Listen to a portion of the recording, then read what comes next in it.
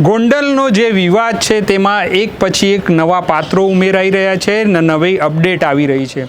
આ પૂરા વિષય અંગે વરિષ્ઠ પત્રકાર પ્રશાંત દયાળ સાથે વાત કરીશું ને સમજીશું ગોંડલમાં જે કંઈ થઈ રહ્યું છે એમાં પોલીસની ભૂમિકા શું છે અને પોલીસ કેમ નિષ્ક્રિય એક ખેમા માટે લાગે છે અને બીજા ખેમા માટે એ બહુ સક્રિય લાગી રહી છે।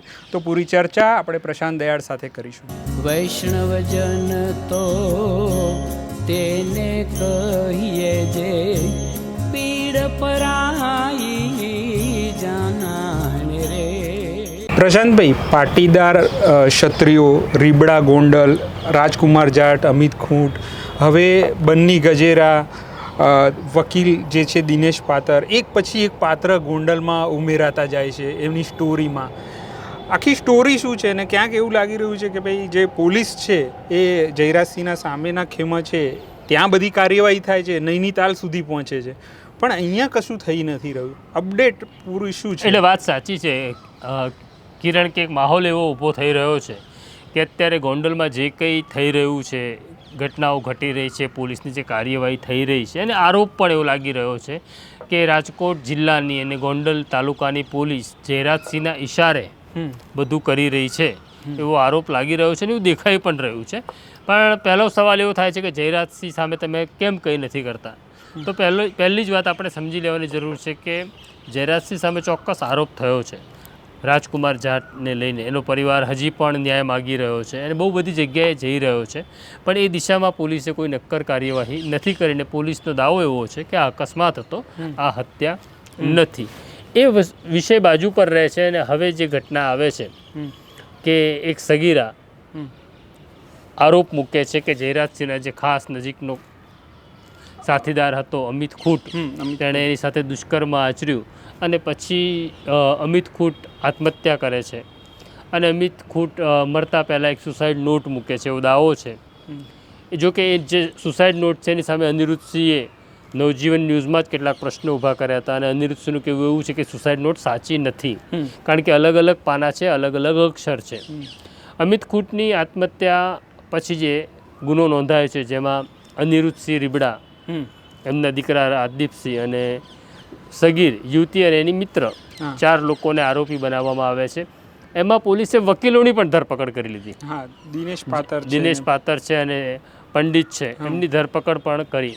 હવે અત્યારે સ્થિતિ એવી નિર્માણ થઈ છે કે એ જે કેસ છે અનિરુદ્ધસિંહ વાળો, એ કેસ બાજુ પર જ રહી ગયો છે, એની કોઈ ચર્ચા નથી થતી અને અનિરુદ્ધસિંહ ક્યાં છે એના વિશે પોલીસ બોલવા તૈયાર નથી। જે પોલીસ અમલદારો સાથે હું નિયમિત આ સંદર્ભમાં વાત કરી રહ્યો હતો, છેલ્લા 2-4 દિવસથી તો એમણે મારા ફોન ઉપાડવાનું પણ બંધ કર્યું છે। શક્ય છે કે એમને મારા પ્રશ્નોની ખબર હશે એટલે ફોન નથી ઉપાડતા, પણ અનિરુદ્ધસિંહ, રાજદીપસિંહ ક્યાં છે એ વિશે પોલીસ મૌન છે। પોલીસનો દાવો એવો હતો જ્યારે આ ફરિયાદ નોંધાઈ કે ત્યારે મિસ્ટર એક્સ, એટલે મિસ્ટર એક્સ કોણ છે એના વિશે એમણે ફોન નથી પાડ્યો, પણ હવે જાહેર થઈ ગયું છે કે રહીમ નામનો એક માણસ છે, જૂનાગઢનો છે। જ્યારે આ મિસ્ટર એક્સની વાત આવી ત્યારે અનિરુદ્ધસિંહ નવજીવનના જ ઇન્ટરવ્યૂમાં એવું કહ્યું હતું કે હું કોઈ મિસ્ટર એક્સને ઓળખતો નથી, આ એક કોઈ કાલ્પનિક પાત્ર આ લોકોએ ઊભું કર્યું છે અમને બદનામ કરવાનું। પણ હવે તો આજે તો જયરાજસિંહના સમર્થક દ્વારા એક ફોટો પણ મૂકવામાં આવ્યો છે અલગ અલગ પોસ્ટ ઉપર, જેમાં રાજદીપસિંહ અને આ મિસ્ટર એક્સ એટલે કે રહીમ એ ફોટોમાં દેખાય છે। એટલે મિસ્ટર એક્સ કોણ છે આખા ગામને ખબર છે, પણ પોલીસને હજી મિસ્ટર એક્સ કહી રહી છે અને મિસ્ટર એક્સ હજી નથી મળતો। એટલે મિસ્ટર એક્સ, અનિરુદ્ધસિંહ અને જે રાજદીપસિંહ, આ ત્રણેય મિસિંગ છે। આ લોકો વિદેશ જતા રહ્યા છે તો પોલીસે પણ ચેક કરવું જોઈએ, કારણ કે જો વિદેશ ગયા હોય તો ગેરકાયદેસર નહીં ગયા હોય, એમની પાસે પાસપોર્ટ હશે, વિઝા લીધા હશે અથવા એવા દેશમાં ગયા હશે કે જ્યાં એરાઇવલ વિઝા મળે છે, પણ પોલીસ એ મુદ્દે બોલી નથી રહી અને ઘટના એવી ઘટી રહી છે કે હવે અલગ દિશામાં આખી વાત જઈ રહી છે। બન્ની ગજેરા જે અલ્પેશ ઢોલરિયા યુટ્યુબર છે, જે ઘણી બધી પોસ્ટ લખતો હતો અલ્પેશ ઢોલરિયાની સામે, એની સામે ફરિયાદ થાય છે અને એક સાથી છે રાદડિયા કરીને, એની થાય છે પાછી આ દિનેશ પાતરની પાછી એમાં પણ ધરપકડ થાય છે। એમ આખો માહોલ અત્યારે જુદી દિશામાં જઈ રહ્યો છે। હવે તો નવજીવનને આજે 2 વકીલોએ પણ ઇન્ટરવ્યૂ આપ્યો છે અને એમણે આ સગીરાના વકીલ છે. હા, પૂજા રાજગોરના અને વકીલ છે. પૂજા રાજગોરને જે સગીર ફરિયાદ આપી તેના વકીલ છે. એમનું કહેવું એવું છે કે આ જે સ્ટેટમેન્ટ કે જે ફરિયાદ છે એ પોલીસે ફેબ્રિકેટ કરેલી ફરિયાદ છે. પોલીસે આ છોકરીઓને પોલીસ સ્ટેશનમાં રાખવાની જગ્યાએ હોટલમાં રાખી અને હોટલમાં રાખ્યા પછી પોલીસે જાતે સ્ટેટમેન્ટ લખી નાખ્યું છે. અને પછી હવે પોલીસ એવો દાવો કરે છે કે આખી ઘટના આ પ્રકારની છે.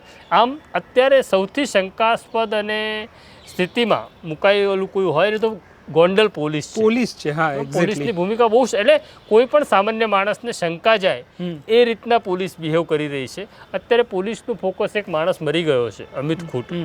તો સૌથી પહેલાં તો પોલીસે એ પણ ક્લિયર કરવું પડે અત્યાર સુધી કે અમિત ખૂટે જે ચિઠ્ઠી લખી એ સાચી છે કે નહીં. ફોરેન્સિક એક્સપર્ટ્સ પાસેથી એનો અભિપ્રાય આવી જાય આટલા સમયમાં.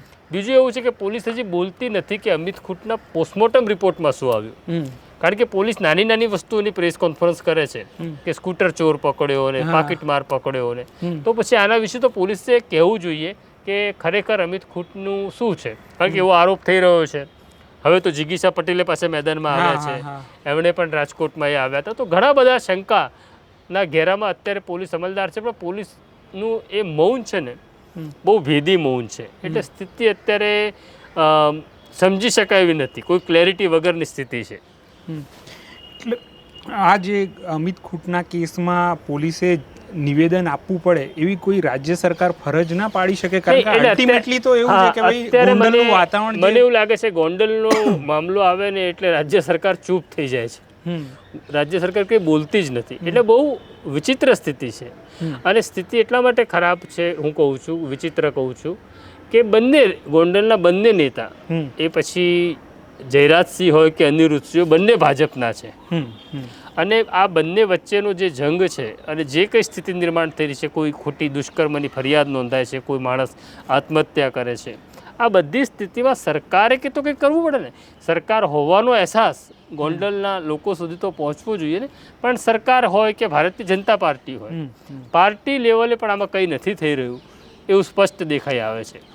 એટલે મને એવું લાગે છે કે સરકાર એવું તો નથી ઈચ્છતી ને કે તમે બંને લડી મરો. પણ એ લડી મરે, પણ અલ્ટિમેટલી તો આ જે વાતાવરણ ગોંડલનું બગડી રહ્યું છે ને, જે રીબડા છે જે અનિરુદ્ધસિંહ, એ એમનો કોઈ પતો નથી. એનું શું કારણ? સામાન્ય રીતે કિરણ એવું હોય છે કે કોઈ પણ માણસ સામે ફરિયાદ થાય એટલે ભૂગર્ભમાં એટલા માટે જાય કે એને કોર્ટની જે રેમેડી મળવાની છે, જેનો એ હકદાર છે, એ પોતાની વાત કોર્ટ સામે મૂકીને પોલીસની ધરપકડથી બચવા માટે આગોતરા જામીન માણસ લેતો હોય છે. ઘણા બધા કેસની અંદર આવું થાય અને માણસ જ્યારે ભૂગર્ભમાં જાય ને પછી સેશન્સ કોર્ટ છે કે હાઈકોર્ટનો એપ્રોચ કરી એવી દાદ માગી શકે કે મારી સામે જે ફરિયાદ થઈ છે એ ખોટી છે, વૈમનસ્યથી થઈ છે, ફેબ્રિકેટેડ છે, એટલે અમને અમારી ધરપકડ ન થાય માટે અમને આગોતરા જામીન આપો. પણ અમિત ખૂટની ફરિયાદ નોંધાયા પછી આટલા દિવસ સુધી અનિરુદ્ધસિંહે કોઈ કોર્ટનો એપ્રોચ કર્યો હોય અને ફરિયાદ નોંધાઈ હોય એવું પણ એટલે આગોતરા જામીન માટે એમણે ક્યાંય એપ્લાય કર્યું હોય એવું પણ બન્યું નથી. એટલે અત્યારે તો એક આશંકા એવી જ છે કે હવે કદાચ એ ભારતમાં નથી અથવા ભારતમાં છે તો પાર્ટી લેવલે કે સરકાર લેવલે એ પણ કંઈક મેનેજ કરવાનો પ્રયત્ન કરતા હશે કે જેથી એમને કોઈ મદદ મળે અને આ કેસમાં એમને રાહત મળે. એક તો પહેલા રાજકુમાર જાટનો જે છે એ કેસ આખો ભૂલાઈ ગયો. હવે અમિત ખૂટ પર બી જાણે આમ પડદો પડી રહ્યો ને એવી વાત. હા, એટલે અત્યારે રાજકુમાર જાટની વાત નથી, અમિત ખૂટની વાત નથી, અત્યારે બન્ની ગજેરા ચાલે છે, બરાબર છે. અત્યારે પિયુષ રાદડિયા ચાલે છે, એની ચર્ચા દિનેશ પાતર છે, એની બધાની ચર્ચા છે. એટલે આ બંને જે મોટા કેસ હતા એના ઉપર પોલીસ મૌન બની ગઈ છે અને કંઈ જ નથી થઈ રહ્યું. અને બીજું કે આ ગોંડલ શહેર કોંગ્રેસ પ્રમુખ છે એમણે એવું કીધું છે કે અહીંયા જે નવનિયુક્ત પીઆઈ છે કોઈ માનસિક બીમાર હોય એવું અમને લાગે છે, એવું સ્ટેટમેન્ટ આપ્યું છે. હવે આ સ્ટેટમેન્ટનું પણ પોલીસ કશું એને એટલે આમાં તો હું પણ એમ કહું કે કોઈના માટે પણ તમે આવું સ્ટેટમેન્ટ કરી શકો, શું પોલીસ રિએક્ટ કરે? આનો તો કોઈ જવાબ જ ન હોય ને. અને લોકશાહીમાં તો એવું છે કે અહીંયા તો આપણે ત્યાં બધાને બધી બોલવાની છૂટ છે. અને આ દિનેશ પાતર કે પિયુષ જે રાદડિયા છે એ હવે એમને એવું છે કે ભાઈ એમને તબિયત બગડી છે અને એમને હોસ્પિટલમાં દાખલ કર્યા છે, એટલે હવે મીડિયાનું બી ફોકસ એ થઈ ગયું છે. હવે એવું લાગી રહ્યું છે કે આમાં ડેડ એન્ડ આવી ગયો છે અને આગળ કશું નહીં થઈ રહ્યું. ના, ચોક્કસ ડેડ એન્ડ તો આવી ગયો એવું લાગે છે, કારણ કે બહુ મોટું યુદ્ધ ચાલતું હોય ત્યારે તમે સિપાહીઓને મારો કે સિપાહીઓને પકડો અને તમારો સેનાપતિ ગાયબ હોય એવી સ્થિતિ નિર્માણ થઈ રહી છે. અને ખરેખર એટલે લોકોની જે શંકા છે કે તો પછી અનિરુદ્ધસિંહ ક્યારે પકડાશે, એનો કોઈ જ જવાબ પોલીસ પાસે નથી. સામાન્ય રીતે પોલીસ એવો દાવો કરતી હોય છે કે અમારી ટીમો અહીંયા રવાના થઈ છે, આટલી ટીમો છે. આ કેસની અંદર પોલીસ આવો કોઈ દાવો નથી કરી રહી. પણ આ બધાનું શંકાનું સમાધાન થાય, પોલીસે કંઈ કાર્યવાહી કરવી જોઈએ એવું આપણને લાગે છે. તો ફરીને એક જ વાત આવે છે કે સરકારને નથી લાગતું, ત્યાં કોઈ નેતાને નથી લાગતું કે પોલીસે કાર્યવાહી કરવી જોઈએ. નહીં, એટલે કિરણ, પ્રશ્ન તો એવો છે કે પોલીસ તો જે કરે છે, મને તો આશ્ચર્ય એ છે કે પોતાની ઉપર આત્મહત્યાના દુષ્પ્રેરણનો ગુનો નોંધાયા પછી અનિરુદ્ધસિંહ પણ કંઈ નથી કરતા. કા સરકાર લેવલે કા કોર્ટ લેવલે, કોર્ટમાં પણ જવું પડે ને, તો કોર્ટમાં પણ કોઈ જતું નથી. એટલે બહુ ભેદી સ્થિતિ છે કે કોણ શું કરી રહ્યું છે કોઈને જ નથી સમજાઈ રહ્યું. બીજી તરફ અમિત ખૂંટના સમર્થનમાં, એના પરિવારના સમર્થનમાં ઘણા બધા ગામના સરપંચો ભેગા થઈ રહ્યા છે. સરપંચો ભેગા થયા, રાજકોટમાં એમણે પ્રેસ કોન્ફરન્સ કરી અને એ લોકો આંદોલન કરવાની પણ વાત કરે છે, એકત્ર થવાની પણ વાત કરે છે. પણ આખા સ્થિતિની અંદર એટલું જ છે કે શાસન ચૂપ છે અને શાસને કે શાસકે આ રીતના ચૂપકીદી રાખવી એ ત્યાંના વિસ્તાર માટે સારી નથી.